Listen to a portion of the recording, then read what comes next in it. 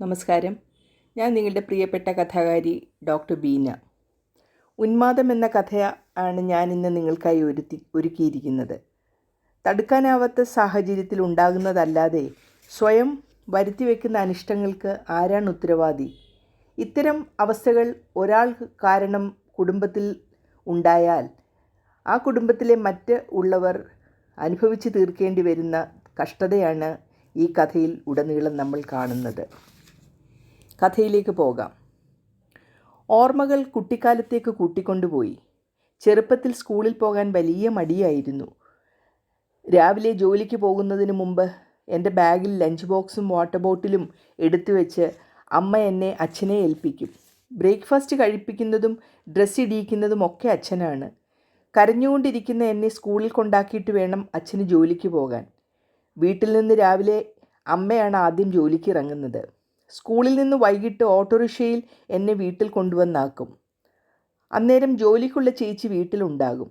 രാവിലെ എൻ്റെ കരച്ചിൽ കാരണമാണ് അച്ഛൻ സ്കൂളിൽ നേരിട്ട് കൊണ്ടാക്കുന്നത്. കാലങ്ങൾ കഴിഞ്ഞ് ഞാൻ പഠിച്ച് മിടുക്കനായി. എൻ്റെ ഉന്നത പഠനവും കഴിഞ്ഞ് എനിക്ക് UK-യിൽ നല്ല ജോലി കിട്ടി. അച്ഛനും അമ്മയും തമ്മിൽ എങ്ങനെയായിരുന്നു എന്ന് പറയാൻ എനിക്കിപ്പോൾ അറിയില്ല. എന്നാൽ കോളേജിൽ പഠിക്കുന്ന കാലത്ത് അവർ പ്രണയബദ്ധരായിരുന്നു. രണ്ട് മതത്തിലുള്ളവർ ആയിരുന്നതുകൊണ്ട് അടുപ്പം വിവാഹത്തിലേക്ക് എത്തുമെന്ന് ഉറപ്പില്ലായിരുന്നു. കോളേജിൽ പെൺകുട്ടികളുടെ പിറകെ ഇടയിലുള്ളൊരു ഹീറോ ആയിരുന്നു എൻ്റെ അച്ഛൻ. ആര് കണ്ടാലും ഇഷ്ടപ്പെടുന്ന വ്യക്തിത്വം. അങ്ങനെയാണ് അമ്മ വീണുപോയത്. പഠനം തീരുമ്പോഴേക്ക് മറക്കാനും അകലാനും പറ്റാത്ത രീതിയിൽ അവർ അടുത്തുപോയിരുന്നു. വീട്ടുകാരുടെ എതിർപ്പിനെ മറികടന്ന് അവർ ഒന്നായി. ഇതൊക്കെ ചെറിയമ്മ പറഞ്ഞാണ് ഞാൻ അറിഞ്ഞത്.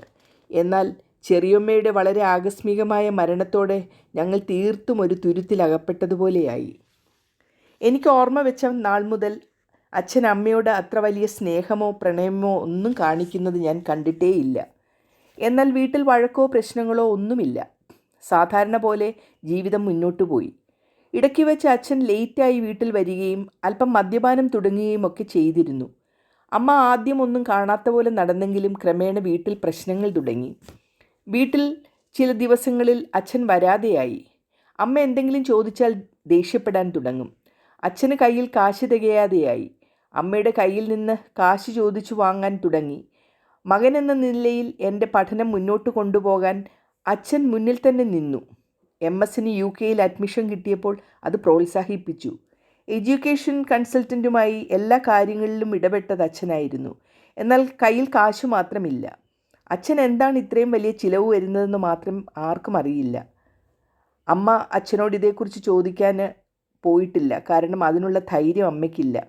അച്ഛന് ഇഷ്ടമില്ലാത്ത കാര്യങ്ങൾ ചോദിച്ചാൽ മാത്രമേ പ്രശ്നങ്ങളുള്ളൂ. അല്ലെങ്കിൽ വീട്ടിൽ മറ്റ് പ്രശ്നങ്ങളൊന്നും ഉണ്ടായിട്ടില്ല. ജോലി ഉള്ളതുകൊണ്ട് അമ്മയുടെ കയ്യിൽ അത്യാവശ്യം കാശുണ്ട്. വീട്ടിലെ ചിലവും അമ്മ തന്നെയാണ് നടത്തുന്നത്. ബാങ്കിൽ നിന്ന് വിദ്യാഭ്യാസ വായ്പ എടുത്ത് ഞാൻ പഠിക്കാനായി പോയി. അമ്മ ഫോണിൽ കൂടി അത്യാവശ്യം വിവരങ്ങളൊക്കെ പറയാറുണ്ട്. എൻ്റെ പഠിത്തം കഴിയുന്നതുവരെ അമ്മയുടെ ബുദ്ധിമുട്ടുകൾ ഒന്നും എന്നോട് പറഞ്ഞിട്ടില്ല. അച്ഛൻ്റെ വിവരം തിരക്കുമ്പോൾ സുഖമായിരിക്കുന്നു എന്നാണ് എപ്പോഴും പറയാറ്. അതുകൊണ്ട് എനിക്കൊരു സംശയവും പോലും ഉണ്ടായിട്ടില്ല. കോഴ്സ് കഴിഞ്ഞ് അവിടെ എനിക്ക് ജോലി കിട്ടി. ജോലിക്ക് ചേർന്ന് പുതിയ വിസയിൽ നാട്ടിൽ വന്നു. അപ്പോഴാണ് അമ്മ അനുഭവിക്കുന്ന പ്രശ്നങ്ങളെല്ലാം ഞാൻ മനസ്സിലാക്കിയത്. അച്ഛനാകെ മാറിയിരിക്കുന്നു. കടുത്ത മദ്യപാനം അച്ഛനെ ഒരു മാനസിക രോഗിയാക്കിയിരിക്കുന്നു. രാത്രി എന്നെ കണ്ടപാടെ അച്ഛൻ ചെറു പുഞ്ചിരി തൂകി. എപ്പോൾ വന്നു? സുഖമാണോ? എന്നാണ് തിരിച്ചു പോകുന്നത്? വെറും ഈ 3 ചോദ്യങ്ങൾ എൻ്റെ നേർക്ക് ചോദിച്ചിട്ട് അച്ഛൻ മുറിക്കകത്തേക്ക് പോയി. പിറ്റേന്ന് ഞാൻ ഉണരുന്നതിന് മുമ്പ് തന്നെ വീട്ടിൽ നിന്ന് ഇറങ്ങിപ്പോയി. പിന്നെ ഞാൻ തിരിച്ചു പോകുന്നതുവരെ വീട്ടിൽ വന്നില്ല. എവിടെയാണെന്ന് എത്ര അന്വേഷിച്ചിട്ടും കണ്ടെത്തിയില്ല. ആകെ ഞാൻ അന്ധാളിച്ചു പോയി. എന്നെ അമ്മ സമാധാനിപ്പിച്ചു. സാരമില്ല മോനെ, അമ്മയ്ക്കിതിൽ പുതുമയൊന്നുമില്ല. ഞാനിത് എന്നും അനുഭവിച്ചു കൊണ്ടിരിക്കുന്നതാണ്. ഇപ്പോൾ നിന്നെ അഭിമുഖീകരിക്കാൻ വയ്യാത്തതുകൊണ്ടാണ് ഈ ഒളിച്ചോട്ടം. അമ്മയുടെ ജീവിതമോർത്ത് എനിക്ക് വലിയ സങ്കടമായി. എന്ത് ചെയ്യണമെന്നറിയാതെ ഞാൻ ആകെ കുഴഞ്ഞു. തിരിച്ചു പോകാതിരുന്നാലോ എന്നുവരെ ഞാൻ ആലോചിച്ചു. ഞാൻ പോയാൽ അമ്മയ്ക്ക് ആരുണ്ട് എന്ന ചിന്ത എന്നെ വല്ലാതെ വിഷമിപ്പിച്ചു. പക്ഷേ അമ്മ എന്നെ അതിൽ നിന്നൊക്കെ പിന്തിരിപ്പിച്ചു. ഇതിനാണോ നിന്നെ ഞാൻ പാടുപെട്ട് പുറത്തുവിട്ട് പഠിപ്പിച്ചത്? മോൻ ഇവിടെ നിന്നാൽ പ്രശ്നങ്ങൾ കൂടുതൽ വഷളാകും. നീ അച്ഛനോട് എന്തെങ്കിലും ചോദിച്ചാൽ എന്തൊക്കെ നടക്കുമെന്ന് എനിക്കറിയില്ല. ഇപ്പോൾ നടക്കുന്നത് പോലെ തൽക്കാലം നീങ്ങട്ടെ മകനെ. അമ്മ നിർബന്ധം പറഞ്ഞപ്പോൾ ഞാൻ തിരിച്ചുപോയി. ഫോണിൽ ഓരോ ദിവസവും അറിയുന്ന വിവരങ്ങൾ കേട്ട് ഞാൻ അമ്മയെ സമാധാനിപ്പിച്ചുകൊണ്ടേയിരുന്നു. എന്നെ വിഷമിപ്പിക്കേണ്ടെന്ന് കരുതി അമ്മ കഴിയുന്നതും ലളിതമായിട്ടാണ് കാര്യങ്ങൾ പറഞ്ഞിരുന്നത്. അച്ഛൻ്റെ മാനസിക നിലയിൽ പ്രശ്നങ്ങളുണ്ടെന്ന് അമ്മ അച്ഛൻ്റെ സഹോദരനോട് പറഞ്ഞു. ഇതിലിടപെടണമെന്നും ഞാനും അമ്മയെ പലതവണ പറഞ്ഞിട്ടും ഇളയച്ചൻ സഹകരിച്ചില്ല. ഈയിടെയായി അച്ഛൻ വീട്ടിൽ വന്ന് അമ്മയോട് ദേഷ്യപ്പെടുകയും കേൾക്കാൻ പറ്റാത്ത ചീത്തകൾ വിളിച്ചു പറയുകയും ചെയ്യുകയാണ്. ഉറങ്ങാൻ പോലും അമ്മയെ സമ്മതിക്കുന്നില്ല. ഞാൻ അമ്മയുടെ ജാരസന്തതിയാണെന്നാണ് ഇപ്പോൾ പറയുന്നത്. ഇതിൽ കൂടുതൽ അപമാനം അമ്മയ്ക്ക് എന്താണുള്ളത്? കുറച്ച് നാളുകളായി ജോലിക്ക് പോകുന്നില്ല. കാര്യങ്ങൾ അന്വേഷിച്ചപ്പോഴാണ് അച്ഛൻ സസ്പെൻഷനിലാണെന്ന് അറിഞ്ഞത്. സ്ഥിരം കുടിച്ച് ഓഫീസിൽ ബഹളമുണ്ടാക്കിയതുകൊണ്ടാണ് സസ്പെൻഷൻ എന്നാണ് മനസ്സിലാക്കാൻ കഴിഞ്ഞത്. കഴിഞ്ഞ ദിവസം കള്ളു കുടിച്ച് റോഡിൽ കിടന്നു. ആരൊക്കെയോ കൂടി വീട്ടിൽ കൊണ്ടുവന്നാക്കി. അമ്മയെ കൊല്ലുമെന്ന് പറഞ്ഞ് അടുക്കളയിലിരുന്ന കത്തിയും കൊണ്ട് പാഞ്ഞു ചെന്നു. പേടിച്ച് വിറച്ച് അമ്മ രാത്രി പുറത്തിരുട്ടിലേക്ക് ഓടി. ഒരുപാട് സമയം ഇരുട്ടിൽ തന്നെ നിന്നു. പിന്നെ അമ്മ അയലത്തെ വീട്ടിൽ ചെന്നു. അവർ അമ്മയെ അവരുടെ വീട്ടിൽ കയറ്റിയിരുത്തി. രാത്രി മുഴുവൻ അച്ഛൻ വീടിനടുത്തുള്ള വഴിയിൽ ഒച്ച വെച്ച് നടക്കുന്നുണ്ടായിരുന്നു. നീ എവിടെ ഒളിച്ചാലും ഞാൻ കണ്ടുപിടിച്ച് വെട്ടിക്കൊല്ലും എന്നൊക്കെ അലറി വിളിക്കുന്നുണ്ടായിരുന്നു. അയൽവാസികളുടെ വീട്ടിൽ ചെന്ന് മുട്ടി. എൻ്റെ പുന്നാര ഭാര്യയെ കണ്ടോ? ഇവിടാണോ ഒളിപ്പിച്ചിരുത്തിയിരിക്കുന്നത്? ഇറങ്ങി വാടി മര്യാദയ്ക്ക്. ഇങ്ങനെ ഒച്ച ഉണ്ടാക്കിക്കൊണ്ട് വഴിയിൽ നിന്നു. എങ്ങനെയോ നേരം പരപരാ വിളിപ്പിച്ചെടുത്തു. അമ്മയുടെ നിസ്സഹായ അവസ്ഥ അറിഞ്ഞ് അമ്മയുടെ ഒരു ബന്ധു രാവിലെ തന്നെ വന്ന് ദൂരെയുള്ള അവരുടെ വീട്ടിലേക്ക് അമ്മയെ കൂട്ടിക്കൊണ്ടുപോയി. അമ്മ എന്നെ ഒരാഴ്ച കഴിഞ്ഞാണ് വിവരം അറിയിച്ചത്. അപ്പോഴേക്കും അച്ഛൻ അയൽവാസികളുടെ വീടുകളിൽ വേണ്ട ശല്യം ഉണ്ടാക്കി കഴിഞ്ഞിരുന്നു. അവരാണ് അമ്മയ്ക്ക് അഭയം കൊടുത്തതെന്ന ചിന്ത കൊണ്ടാകാം അച്ഛൻ മുഴുഭ്രാന്തനായി കഴിഞ്ഞിരുന്നു. അമ്മയ്ക്ക് വീട്ടിൽ വരാൻ പറ്റുകയില്ല. ആർക്കും അച്ഛനോട് അടുക്കാൻ പറ്റുന്നില്ല. വീട് മുഴുവൻ തല്ലിപ്പൊളിച്ചിട്ടിരിക്കുകയാണ്. അമ്മയുടെ ഫോൺ വിളി വന്നയുടൻ ടിക്കറ്റ് ബുക്ക് ചെയ്തു.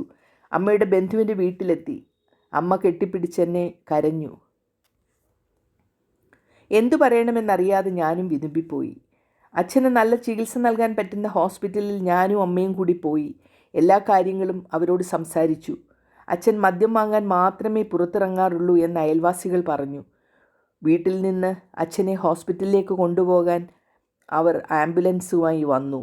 മദ്യം കഴിച്ച് അവശനായി കിടന്നിരുന്ന അച്ഛനെ ആംബുലൻസ് ഡ്രൈവറും കൂട്ടാളിയും കൈയും കാലും കെട്ടി വായിൽ തുണിയും തിരുകി എടുത്തുകൊണ്ടാണ് ആംബുലൻസിലേക്ക് കയറ്റിയത്.